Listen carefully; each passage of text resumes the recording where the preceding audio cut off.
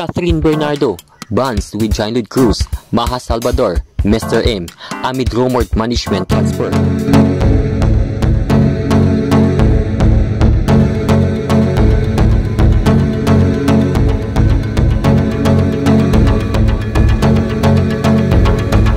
Spotted si Catherine Bernardo kasama ang ilan sa mga malalaking artistang sumikat sa bakuran ng ABS-CBN tulad niya. Kasama rito sina Piolo Pascual, Jean-Lloyd Cruz, Jericho Rosales, Bea Alonso at Maha Salvador. Ang mga nabanggit ay seniors ni Catherine at silang lahat ay homegrown talents na napasikat ng Star Magic, ang talent management arm ng ABS-CBN. Lumalabas na ang host ng pagtitipon ay si Johnny Manahan, aka Mr. M, na co-founder at dating presidente ng Star Magic.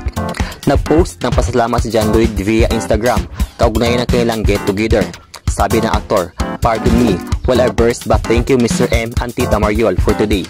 Thank you at Piolo Pascual, at Jericho Rosales, at Bea Alonso, at Maha, at Bernardo Cat, Karen Pascual, Ate Grace, and your son, and everyone around you who make your star shine so bright, the humble and make me kind special." Sabi pa ni Jean-Lloyd, "We miss you at I'm Heart at official Dieter Ocampo. Pagtukoy kina Heart Evangelista at Dieter Ocampo." Catherine in the house. Refreshing na makita sa grupo si Catherine na bagamat mas junior sa mga artistang nabanggit ay isa rin Mr. M baby. Tawag sa mga artistang napasikat noong head pa si Mr. M ng Star Magic.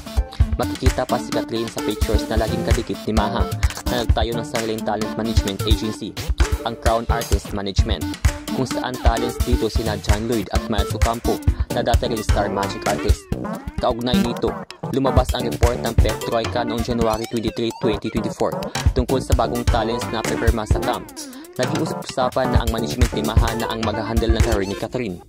Naglabas ng follow-up report ang Pep Troika kinabukasan, January 24, at pinabulaanan ang usap-usapang paglipat ng management team ni Catherine.